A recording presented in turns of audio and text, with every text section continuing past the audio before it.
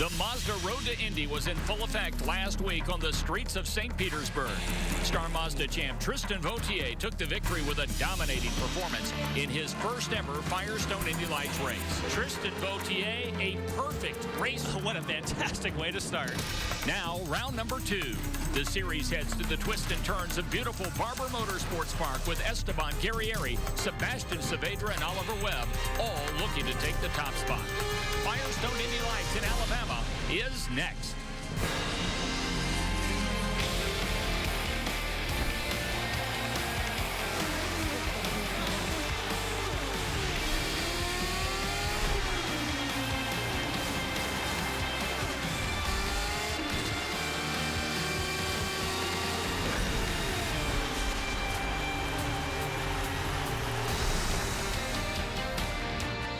If you took a world-class golf course and dropped a 2.38-mile road course onto that, then you would have Barber Motorsports Park. And fortunately enough, that's what this place is. Unbelievable. Welcome to beautiful Barber Motorsports Park, perhaps the most manicured racetrack in all of the world. Great to be here with you. Jan Beekes, our special guest analyst, once again. He was with us at St. Pete. Great to have you back again. And Jan, the place is gorgeous. And we are 450 miles removed and 180 degrees removed from what we raced on in race number 1. Yes, Mike, it couldn't get more different. It's so smooth, as you say. You have elevation changes, but the biggest difference, of course, as we know, one of the toughest places to pass. And you have to really be aggressive, but you have to be patient. And we know that development series drivers, they are aggressive, but not usually patient. So I'm expecting fireworks today. Second round of the Firestone Indy Lights Championship Trail, and track position will be everything. And the guy who has the best track position at the start of this one is standing by with the third member of our broadcast team, Jake Query. Sebastian Saavedra is on pole in the Firestone Indy Lights for the 4th time, looking for his 4th career win. First, congratulations on the qualifying run. And let me ask you, the track conditions might have changed a little bit from yesterday. We saw rain last night. Will there be challenges from what you set up for?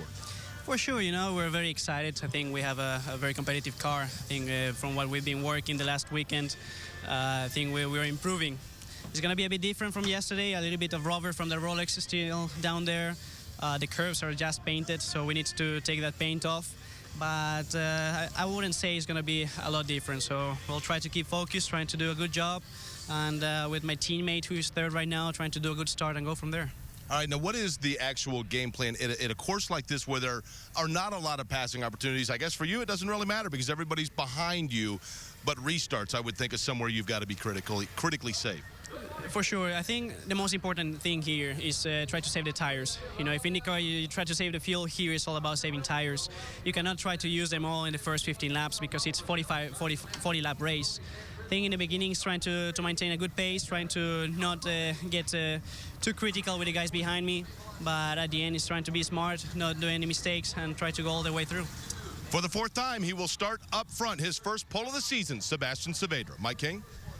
And Jan, of course, you touched on the reasons that Sebastian Saavedra decided to come back to the Firestone Indy Lights Series after a year in the IZOD IndyCar Series. Well, we had the opportunity to get a more extensive explanation from Sebastian. In 2009, I came to America with Andretti Autosport, and it was an amazing year for me. Over 10 podiums, you know, 2 poles, 2 victories, and I enjoyed so much. You know, I won the rookie championship that year and finished third in the overall championship, and that opened the opportunity to start already doing some IndyCar. You go for it, you take it, and we did Indy 500 in 2010 with Brian Hertz Autosport. And I was able to do a complete season with Conquest Racing in 2011. It was tough, but we managed to do an incredible project with very little money. But I think the main thing was the experience that I was able to gain to already be at the highest level in motorsport in America and be already fighting and battling against the big names.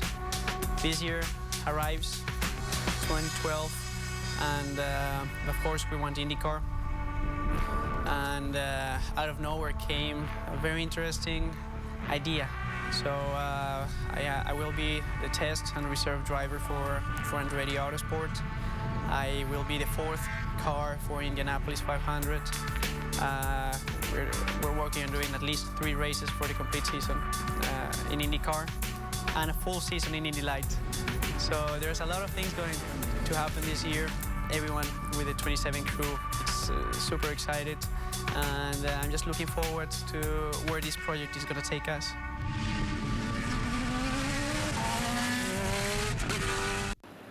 Firestone Indy Lights on NBC Sports Network is brought to you by TireRack.com. Research, buy, deliver, install. Tire Rack. A beautiful day at Barber Motorsports Park. Time for the command to start engines. It's time for those most famous words in motorsport. Here to give the command, Firestone Indy Lights superfan, Hunter Alexander. Drivers, start your engines!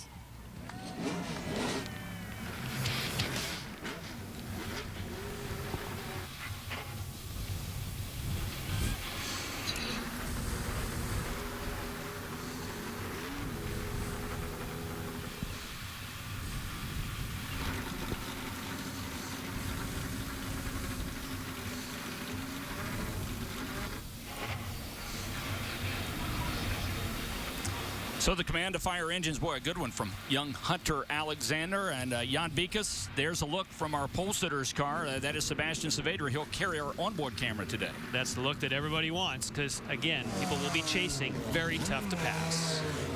Once again, 2.38 miles. This is a beautiful natural terrain road course. And Jan, some of the fastest corners when it comes to road and street course racing that these drivers will see all season long. Not only fast, but high G.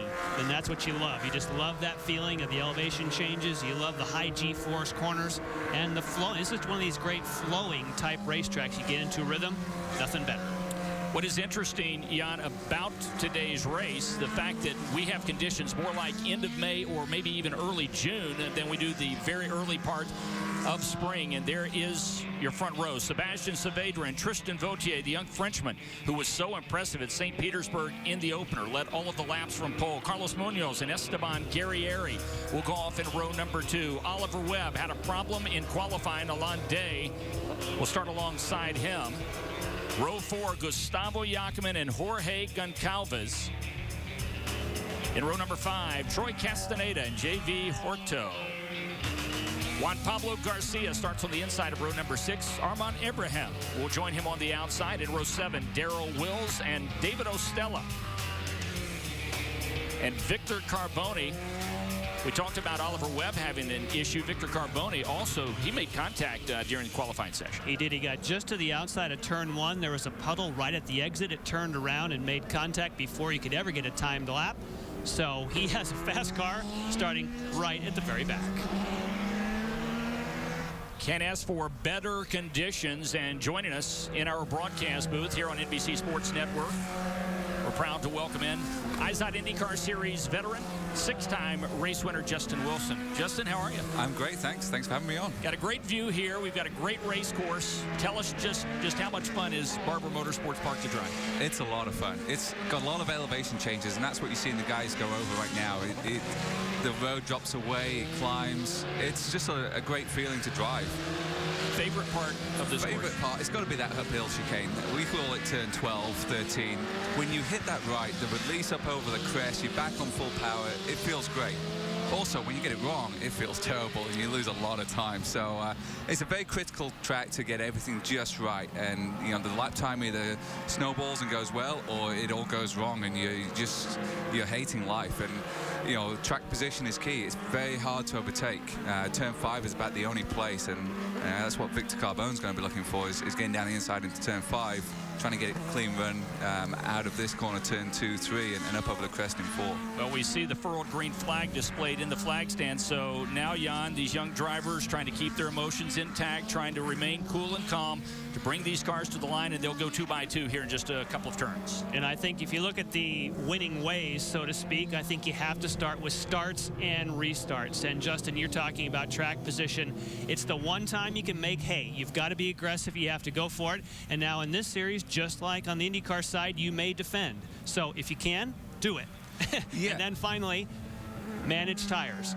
Justin, for these cars, similar to what you have on the IndyCar side, is they have a new compound for 2012 that's not nearly as durable, but by design. They didn't want Indy Lights to where you just go hammer and tong the whole way. Now they got to manage the tires. Yeah, and that's going to be an interesting part of this race. You know, typically the tires just start to fade off towards the end. Now it's going to happen a lot sooner, and you'll see guys maybe sprint away at the start, and you'll see others that maybe hang back and try not to put too much load in those first 5-10 laps, and then hopefully that's going to pay back later in the race where they can look after the tires. So it'll be interesting to see what Sebastian does, whether he really guns it off the start, opens up a gap, or whether he just does what he has to do. Not too much, and just save everything as much as possible. Tristan Vautier started his Firestone Indy Lights career, Jan, in perfect fashion. He maxed out 53 points. He'll start on the outside of the front row, and I'm guessing he will challenge Sebastian Saavedra into turn number 1. Yeah, and I think in turn 1, this is one of these places where it's not so bad to be on the outside because you have an immediate right. So if you can hang there, fantastic formation. That is a great-looking lineup as now we get set to come off of 17. Couple of cars locking it up there as they get into the left-hander, and we are green at Barber Motor. Well, it has not been displayed. There it is. So the green flag down flies, and it looks like Saavedra Jan will own turn number 1. Wow, that was a big shuffle mid-pack before they ever got the green. Got it off. Ebrahim is off and back on again. There's Ostello on the outside. That's the 22 car. Here comes Jackman on the outside. He's going to try to make up room early. Jackman was one of those cars. That's the yellow car with the red engine cover right in the center of your screen. He had a little contact even before the start. And Munoz, that's the AFS car, orange and red, up the inside. Wow. This decisive move there. So just in close quarters here early on, and that's the turn that you were just talking about, your best opportunity to pass on this course. Yep, nobody wants to give anything up, and you saw it right before the start. You know, just in the formation, people getting really close and a little bit of jockeying for position, almost banging wheels. So, you know, it's interesting. Looks like Alon Day, that's the red car, now 5th, I believe, in line. Yellow helmet. He moved up on Webb, and the Lucas, red and white behind, had a nice move there going into turn 9. Yeah, Alon Day, he started 6th, so he starts to work his way up early. Saavedra is your race leader. Vautier, your championship leader, runs 2nd. But boy, I tell you what, Alon Day right now looks pretty strong in the 9 car. Very strong start. We talked a bit about Alon Day. In St. Petersburg, didn't really get the results that they wanted. In fact, in his first session here, they had a problem with the rear of the car to where he could do nothing in the first practice. Something was way amiss. They had to take it back, put it on the scales. Eric Zito is his engineer. I know you know, you know Eric, and he speaks very, very highly of this driver and said, well, we messed it up on Friday, but now we have a fast car. Well, for Esteban Guerrieri, who is running just in front of Alon Day, Justin, because I've never obviously raced competitively, I don't know what the feeling is like, but he went out on the first lap in this corner last year when he made contact with his teammate Victor Carboni, and that must be the worst feeling in the world. Yeah, there's nothing worse than getting together with your teammates. So, you know, it definitely puts a damper on the weekend. But you can see him, he's just struggling a little bit and, you know, starting to defend slightly, look in his mirrors. Victor Carbone has made quite a few positions up. Yeah, he's +6 since the start. And we kind of expected this a little bit, Jan, given that he was tagging the back of the field, but he had to after the incident during qualifying. But again, you're doing it on a track that is extremely difficult to pass. I mean, it's not like, oh, well, you have a fast car at the back, you'll work your way forward. I mean, you really have to earn it. So when I talked to Victor this morning, he did kind of have that air of confidence that he knew he had a fast car and he was going to go forward. Yeah, so Carboni in the red, white, and blue Sam Schmidt Motorsports number 3 car, and he's working on the 86 of J.V. Horto and the Juncos Racing number 86. He hails from Sao Paulo, so it looks like a good fight developing there as Carboni continues to climb. He is currently 9th, looking for 8th right now as they make their way through turns 1, 2, and 3, which is, this basically has a carousel at both ends of the racetrack, Jan. And you also saw Carboni's Twitter there. He was one of the first drivers that came to me. Hey, when you do graphics, can you make sure you get our Twitter handles on there? I mean, these young kids now, it's all about, I want to get my Twitter handle on there. That's important for all the people that are followers of me. But yes, for J.V. Horto, for example, Justin, he's being coached at the moment by Rafael Matos. So even some of the guys that have a lot of experience on the IndyCar side are stepping forward and helping these young kids get their legs. Well, it's Sebastian Saavedra, our pole sitter. He is out in front. He was 3rd here 2 years ago. He leads Tristan Vautier here at Barber Motorsports Park. With Jan Beekes, Jake Query, and Justin Wilson, I'm Mike King. Welcome back. It's Firestone Indy Lights on the NBC Sports Network. We are at beautiful Barber Motorsports Park just outside of Birmingham, Alabama. There's your race leader, Sebastian Saavedra. Learned all about him in our pre-race show. He leads Tristan Vautier. Munoz runs third, and let's back up. We are 8 of 40 complete, but Jan, let's back up to the start of this. Break it down for us. There was definitely a lot of shuffling going on. If we freeze it right about here, we can take a look. First of all, you're seeing that Oliver Webb there in the Lucas red and white, he starts to check up. And then right behind, you can see Gustavo Yakimin, comes up and makes contact. But there's also a little action going on here. There's a few cars giving each other a squeeze job. Now let's let it roll. And you can see, in fact, that even got Oliver Webb turned there behind Munoz, got sideways, and amazingly, they got relined up and still took the green, Justin. Yeah, that was tight. I mean, it looks almost touching wheels all the way through that last corner. And I think because of that, they didn't accelerate as much as they were going to. You see Saavedra slow down then. But guys, Vautier really let Saavedra go. Well, there's the whole stack up, accelerating braking, and they were playing about with each other all the way through that. So I think Saavedra said, okay, I'm going to teach you a lesson, and still on the brakes, he had to check up, and that's when Saavedra went. So surprised it went green, actually, with that kind of stack up, but it's hard for the starter to see back there with the cluster of cars that you had. Well, right now, AFS with Sebastian Saavedra in that 27 and his teammate Carlos Munoz in the 26. They run first and third, so Tristan Vautier is an AFS sandwich right now, if you will. There's the 28 of Troy Castaneda. This is the Barracuda Brian Herta Autosport entry, and Jake Query, you've got the owner of the team. That is correct. Brian Herta of Barracuda Networks, Brian Herta Autosport. Troy started in 9th, now in 11th. I know he had radioed in. Is there a problem with that 28 machine? He did radio that he had a little bit of a trouble downshifting a couple times. I don't know if it's an ongoing problem, but those guys kind of stacked themselves up a little bit at the start too, and I think Troy came out on the wrong end of that. But it's great to have Troy back with the team this weekend. Obviously, it's also good to have Barracuda Networks. I know that they were impressed with him in St. Petersburg and said, you know what? You had brought us in for the Eyes on IndyCar series, but we want to follow through and be partnered with him as well for the rest of the year. Yeah, Barracuda Networks is our IndyCar sponsor, and obviously they know Troy, and they were at the St. Pete weekend. They were impressed with his rookie Indy Lights race, so they said, we want to step up and help him in the Indy Lights series as well. So he's here with us with a Barracuda Networks sponsored car, and then we got Alex coming up in the big race with the Barracuda Networks car. So it's great to have support of a company like that. Part of those cars, Mike King, have a Barracuda tooth on them right now. Troy Castaneda has to bite his way through a little bit. He finds himself 11th. And Jan, I'm assuming the official band of that team has to be what, Heart? Huh? What do you think? That would have to be the theme song, little Barracuda with Ann and Nancy Wilson there. This is the best battle on track right now as Victor Carboni has been chasing JV Horto, and Justin, you've been keeping your eye on Horto as far as the way that car is handling through the corners. What have you been seeing? Yeah, you can see the back end just moving around slightly on some of the power downs, some of the entries. You can see him having to correct it, and that's just giving Carbone a chance to catch up, and he's made a couple of runs. He's got really close to getting by, but it's not happened yet. But I think over time, Horto is going to start to lose the rear tires more and more, and down into turn 5 here, I think this is Victor's best chance of diving down the inside.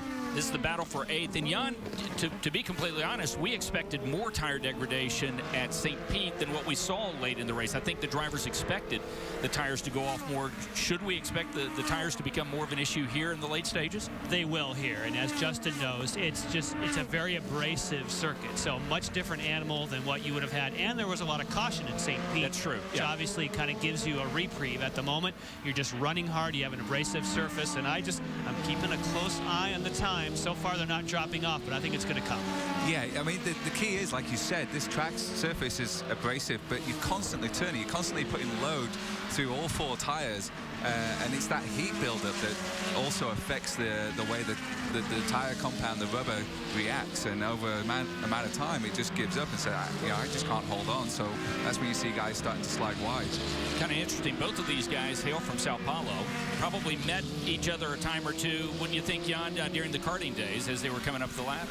Yes, a lot of these drivers have been following each other in various formula from as you say, starting and karting, and you weed out as you go, and then the top guys rise to the top, and here you are battling in Indy Lights. Again, yeah, so this is a battle for 8th place. Sebastian Saavedra. The gap has grown to 1.9 seconds over Vautier. Saavedra has raced, in fact, on this course in both the IndyCar Series car and the Firestone Indy Lights car. So, Jan, he finished on the podium here a couple of years ago. At the time, interestingly enough, he was driving for Brian Hurt when he made that finish. So, Saavedra, there he is, out in front of Vautier. The gap, once again, about 1.9 seconds. Munoz runs third, but Jan, he's dropped nearly 5.5 seconds off the pace of the leader. The key is looking at the driver's hands. You see Saavedra got a couple of corrections in there, but generally speaking, he's pretty smooth with his hands, just trying to keep the car flowing through these long corners. So, again, there on exit, you see the quick taking the steering lock out, but through the middle here is nice and smooth, just waiting for the car to turn. And when I talked to him this morning, he said the primary purpose in the warm-up was to try some changes they made to help the tires. So they knew they had a fast car. Then your job is, okay, it comes to the race, we have to save the tires. So they made some adjustments, found some things, and he was happy. 13 of 40 are complete. Sebastian Saavedra having a perfect day up to this point here at Barber Motorsports Park.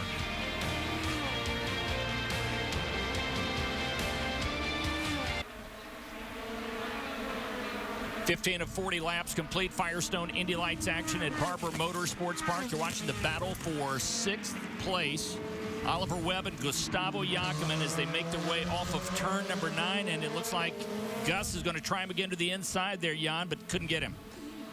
We've been watching this for the last couple of laps. This is a good fight here, Justin Wilson. Yeah, it's a great battle. They've been side by side a few times, out of 2 into 5. Even coming out of the previous lap out of that corner, they were wheel to wheel going into that fast chicane. So we'll see if Gus managed to get by, but it definitely looked like Oliver's tires are starting to go off. But as they fight each other, Jan, and we're talking about... Oh, hang on, watch this. He's going to the inside. That's not a place where you're supposed to do it.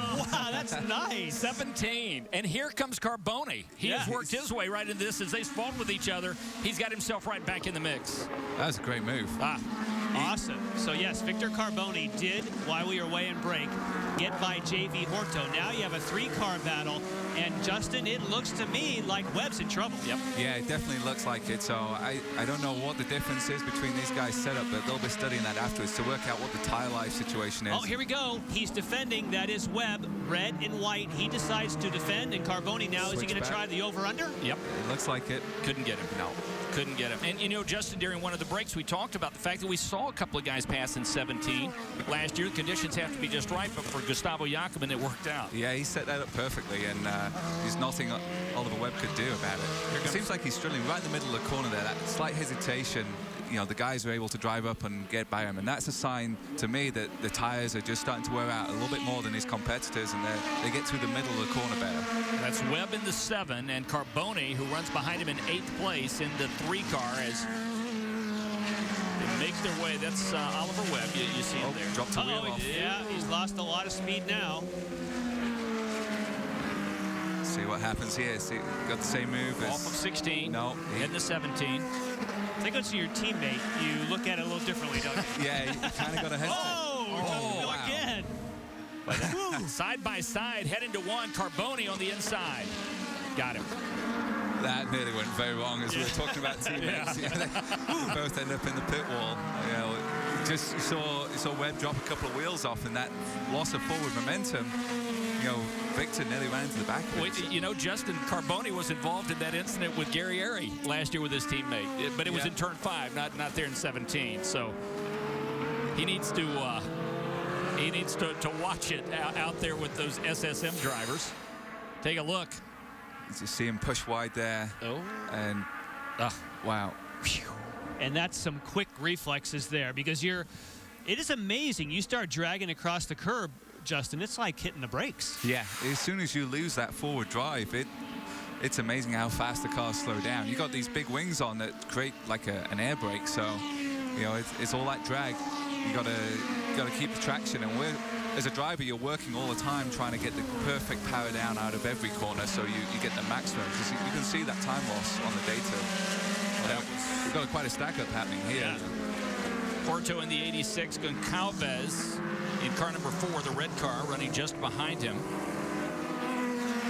You know, at this stage, Webb's, you know, just trying to hold on, get through. We're halfway through the race, on lap 19 of 40, so it's going to be a long 21 laps for him from here on.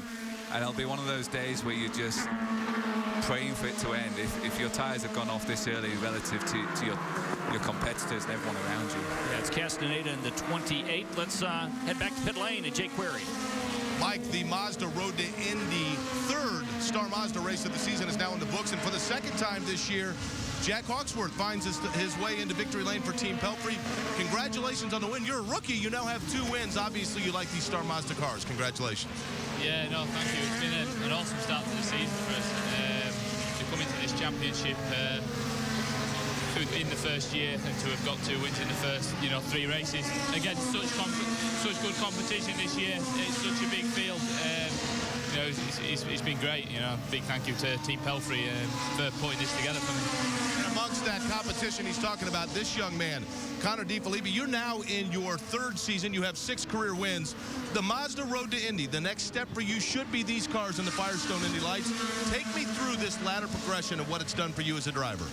I mean, it's really given me my opportunity to even get into cars. I mean, from the get-go, from go-karts, I got win scholarships to get into the Skip Barber Series and then win the Skip Barber Series and get up to the Star Mazda Series. So it's really a phenomenal program, and thanks to IndyCar and Mazda for putting it together, because, I mean, without them, none of this would be possible. So they're really making these steps is certainly unique, and America's kind of paving the way that I think eventually Europe and the rest of the world is going to have to do things, because it really makes it easy as a driver to know where you need to compete at to get to the top level. Jack Hawksworth, Connor DeFilippi, a couple of guys, Mike King, that we might be seeing soon in the Firestone Indy Lights. Well, you saw a couple of things while Jake was talking to those young drivers on pit lane. The 20, Jan, of Darrell Wills on the back straight had an off, and then we saw the 4 of Jorge Goncalves make up a spot on track. Yeah, and it looks, again, going back to Oliver Webb, it's really struggling with push in the middle of the corner. You can't get that car to turn.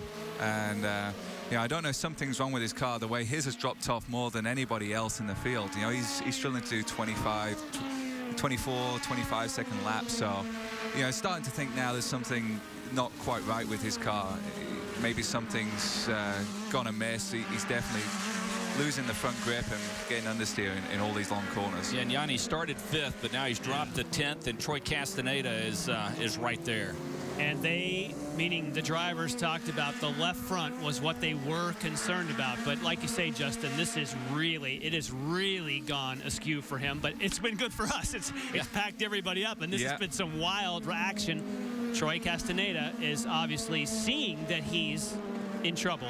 Yeah, and it should be got to pick your time, be patient, and wait for the right opportunity now. And like you said, it's great action for us. We get to see them racing and going at it, see what happens down here in the hairpin, whether Oliver decides to defend. Yeah, he sticks to the inside, makes everyone try and work the outside, go the long way round. Castaneda's got some company there. That's the 76 of Juan Pablo Garcia. Is he going to pick up 2 spots here? He's trying for 2. Those are team cars, so he did so very kindly, didn't he, Justin? But now we go back to the right. Oh. Yeah. Do that downhill corkscrew, Justin. Nice. That's no place to go side by side. You can't see it from the TV, but actually it's blind. It's a little bit like the corkscrew at Laguna Seca, where you're coming up and you can't quite work out where the corner is, but not quite a severe drop-off, but that kind of view where you're guessing at the turning point every lap. These drivers battling at 10th, 11th, and 12th, and they look in the rearview mirrors and they've got more company. This is a great battle here on this race course. Barber Motorsports Park, 17 turns officially, 2.38 miles, and we've seen some great action in almost every corner today. Back to 17 as Oliver Webb just tries to hold him off, but guys, he still has 19 laps remaining here. We're just past the halfway point. Here's that corkscrew you were talking about, Justin, the downhill run, and that's the 26. That's the team car to our leader, Sebastian Saavedra, Carlos Munoz in the 26, as he's trying to pull up on our points leader. That's Tristan Vautier in the 11 car. That'd be Guerrieri. Yeah, it looks like Guerrieri passed it. So Guerrieri's up to 3rd now. Back to the battle. Around the outside, contact. Oh, contact. Is Castaneda going to hold on? Let's have another go. Yep, that's it. Third time. Now he's going to come back after him. So, well, we know that Webb has had trouble turning. And yep, he had push. And it's not like he was trying to boot him out of the way. No. He just hasn't been able to get that thing to turn at all. You just don't want to be on the outside. There's Gary Airy. He's going to, excuse me, that's the 28 of Castaneda who made the pass to the inside. Okay, here it is again, guys, heading into 5. Yeah. And that's blue and white, of course. That's Troy Castaneda trying to go around the outside because you had Webb defending. Juan Pablo Garcia, the yes. recipient of the Thank you very much. there. I'll take both of those and I'll move on. But yeah, like you were saying, you go on the outside like that, and it's difficult. The guy on the inside is losing front grip all the time, so there's a fair chance he's going to get into you. But you know, it's just one of those situations. You've got to give each of those just a little bit more room. Let you race through the corner and have a chance of getting out. So Juan Pablo Garcia picks up a couple of spots there after the contact in turn number 5. Sebastian Saavedra cruising as he leads Tristan Vautier here at Barber. Firestone Indy Lights on NBC Sports Network with Jan Beekes, IndyCar Series veteran Justin Wilson and Jake Query. I'm Mike King. We have been watching Sebastian Saavedra. And Jan, we've been watching Sebastian Saavedra's lead begin to disappear just a bit. He had gapped the second place car of Tristan Vautier nearly 2 seconds, and now it's down to 1.2. And it definitely looks as though Sebastian Saavedra is having to drive much harder to get the same pace as Vautier. So what does that mean, Justin? Of course, that means that Vautier may have been saving his tires exactly what we were hoping was going to happen at the end. Yeah, it's going to make it interesting at the end of the race as he starts to just inch away and slowly bring down that gap to Saavedra. And we've been watching Saavedra on board, and he's been getting pretty loose in places. Every time he gets back on the power, he's fighting it. So he makes you wonder, is he using up his tires?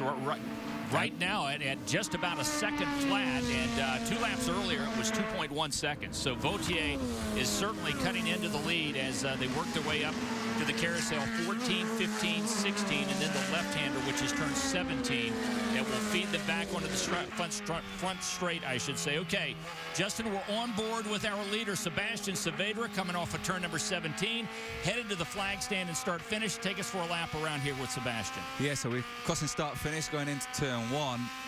Very difficult to get the turning just right here. The car drops away all the way out to the exit and then down to this long right. It just keeps going, and the road's going to drop away at the curb. And you probably see him get a little sideways on the exit. Actually, that lap he didn't. The lap before, he was very sideways. Turn 5, the big brake zone, the only brake zone on this track. So 2 marker down to second gear, rolling through the middle. Nice and smooth on the power that time. So again, he's backed it off just a little bit, trying to save those tires and have something to fight with. This is the downhill carousel across the curbs, and then squeezing the power on. Now you see him get a little sideways, trying to grab a gear with all that opposite lock. It's hard work, and then this is nearly flat out through the chicane. But again, you see a lot of movement there in the steering wheel for a quick corner. The uphill chicane, the road's going to drop initially as you turn in, let it take the compression, trying to squeeze the power on. And sideways over the top of the crest. Big compression through here. The steering is so heavy, but then as soon as you lift, it grips up and wants to turn in. It's nice and gentle through the last couple of corners, saving those tires, but a little sideways, and there's back across start finish. Look who's there. Oh my. Getting bigger. So we saw the complete lap around from the front, and from the back you can see Mr. Vautier, our championship leader. And there's still, Jan, 10 laps remaining.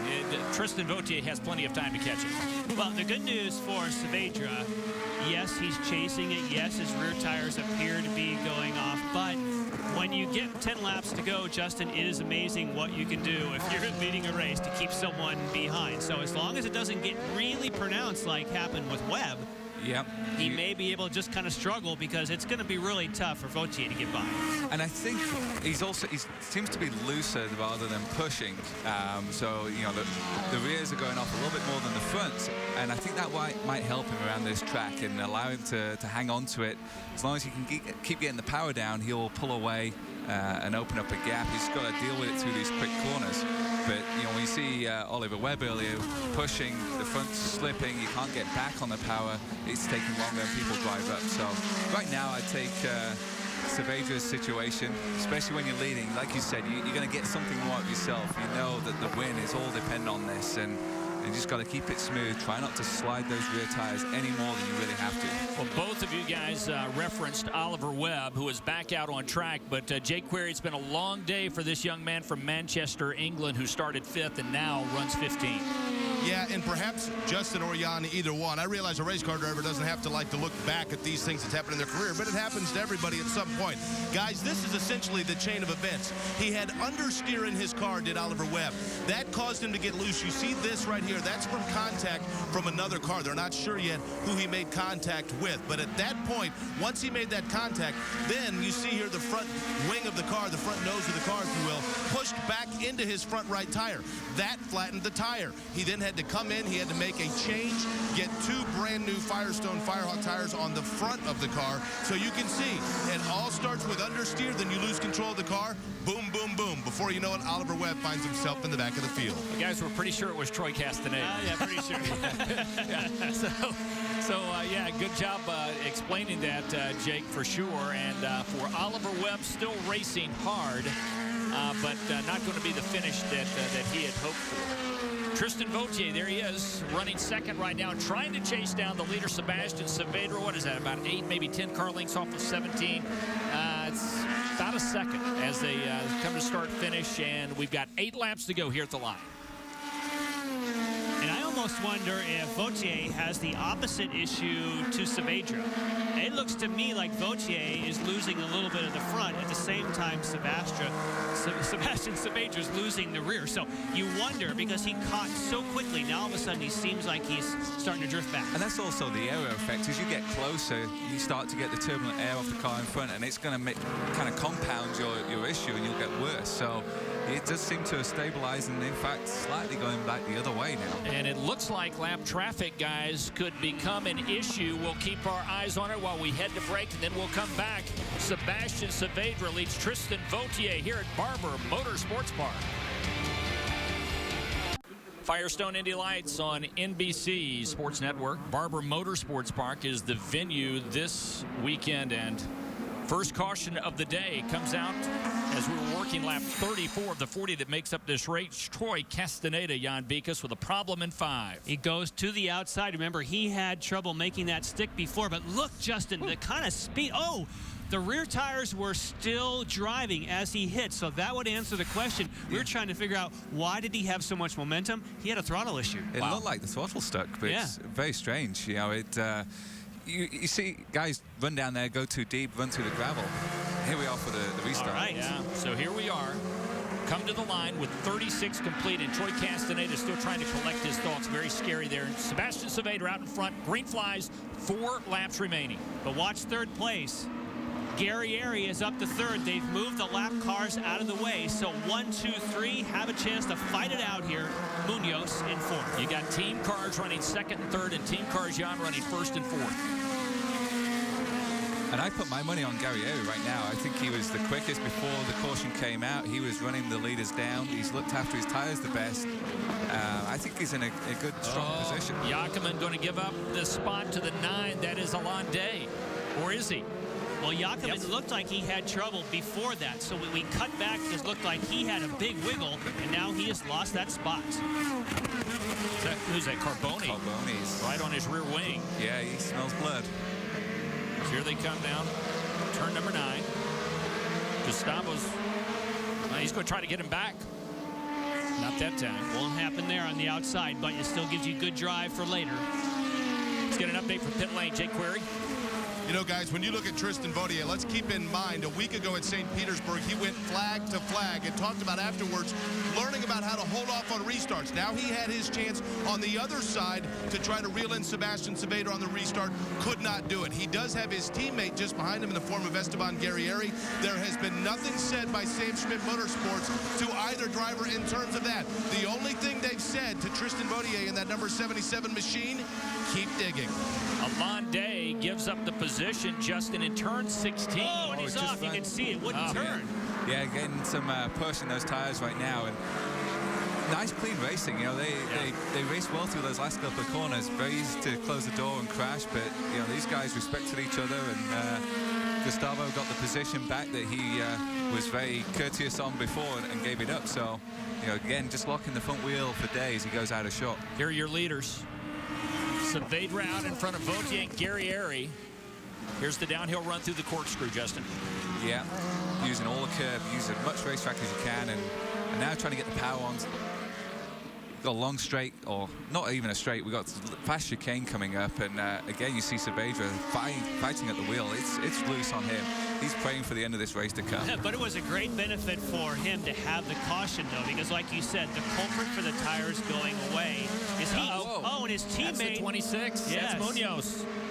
So the team card AFS to Saavedra, our leader, is off the course. This is going to be our second.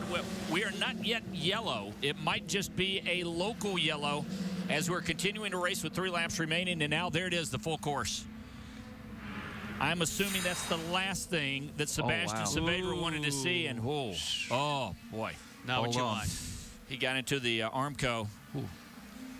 Yeah, exited that very fast chicane. Like I said, we see Saavedra get through there, get sideways a number of times, but you know, he just managed to drop a wheel off there, and it hooked back to the right. So, you know, unfortunately, Carlos is moving around. I think he's probably still shook up, but he's moving around and getting out the car. Well, that's that uphill run there, Jan. What, 11-12? It went on just right. Yeah, it looks like 11-12 as you're coming up the hill. It's just before 11-12. So it's a high-speed portion of the course, Justin, and it's the fastest part of this track. You're just pulling top gear and, you know, just getting ready for the uphill 12. So Carlos Munoz, who was running 4th, he will walk away from the damaged 26 AFS car with his teammate Sebastian Saavedra still out in front. Munoz, who hails from Bogota, Colombia, just like his teammate. You know, Jan, and we're back on board with Sebastian Saavedra. Jan, kind of interesting. It had been so many years since we had seen drivers from Colombia in the States. Roberto Guerrero, I think, was the last driver that we had seen from Colombia. That's been a while, and he's going to see the white flag this time. Wow. So you never want to see your teammate get in trouble unless it's going to give you the win. How about that? That makes your life a lot easier finishing under caution. Now, mind you, he totally earned this. He was not under pressure. You hate to see your team car go down, but now it is basically guaranteed, assuming he can just keep it running to get to this finish line. So fantastic day for Saavedra, who said he was focused on long runs, and yes, it got loose, but he held on to it. Yeah, that first caution definitely helped him out, but I think he had it under control. Either way, he was dominant this weekend and was strong in every session, put it on pole and drove away. So unlike Troy Castaneda's car, which was pulled out of the way and we were able to very quickly start, the cleanup continues with the Homatro safety team. And so the final lap run under caution here, and Jan, 2 cautions in the final 6 laps. That's it. We didn't see any other cautions. But you know, that is to be expected to some degree, because we knew the biggest challenge of the entire race, like we've kind of said as we developed here, was going to be hanging onto the car as the tires degrade. And, you know, Firestone wanted to do that for the series. Justin, last year had a tire that you could just go hammer and tongue from the beginning to the end. They said that's not really teaching drivers what they need for IndyCar. Yeah, and that's something we have to deal with. And, you know, in every race we do, we've got to look after the tires, make sure they'll do the full stint. And if not, you've got to manage them and try and control them. So I think it's great that Firestone are giving these young drivers a chance to experience that before they make the step up. And it's going to make the the racing more interesting for us viewing and watching. And I think it's a good thing. You know, Firestone is always working hard to produce a good product, and it's a bit of a dilemma for them because they want the best tire possible because that's their job and that's what they're so good at. But you know, they're making the racing better for us. Well, the good news is Carlos Munoz is okay.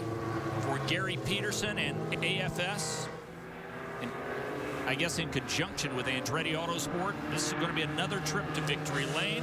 Sebastian Saavedra, for the 4th time, will win in Firestone Indy Lights competition. Tristan Vautier is second. Esteban Guerrieri is third.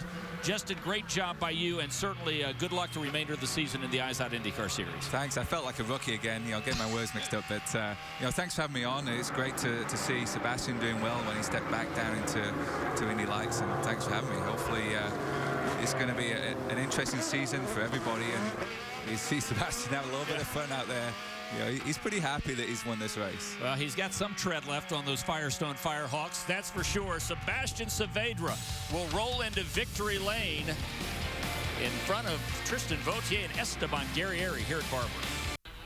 Back at Barber Motorsports Park, Firestone Indy Lights on NBC Sports Network, and it is Sebastian Saavedra celebrating in the midst of the beauty that is this course in victory lane. Tristan Vautier, he winds up second. Esteban Guerrieri third. Gustavo Jacquemin, not a bad day considering, certainly his best outing here in 3 starts. Victor Carboni winds up fifth. Alain Day, sixth. Porto, seventh. And Ostella, Juan Pablo Garcia, and Jorge Goncalves round out your top 10.